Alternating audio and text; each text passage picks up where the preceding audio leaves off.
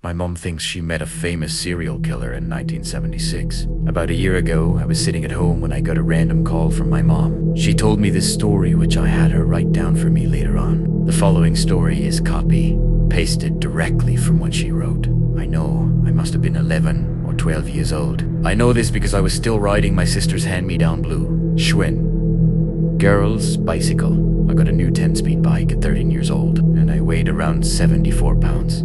Which I'll explain later. I was born in 1965, so that makes the year this happened around 1976, or 1977. It was a long time ago, but certain parts of it are burned into my memory. I was wearing jeans, but I don't remember what was on top, so it must have been late spring, early fall, because if it was hot like the middle of summer, I would have been wearing shorts. I was tall for my age, thin, and had shoulder-length light brown hair. Our house was about a 3-minute bike ride away from the Jewel Osco store. I often rode up there to buy myself a sweet treat, as I did that day. I parked my bike outside the door and went the Osco side of the store, where the candy aisle was located very near the door. I looked over my choices and finally settled on a bag of sugar babies. At some point during this time, a man came down the same aisle and started to talk to me. I was naive and shy, and raised to never say no to an adult,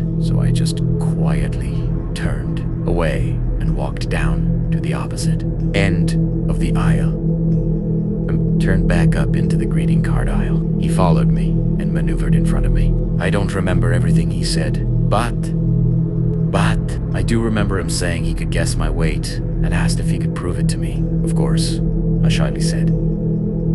He reached behind me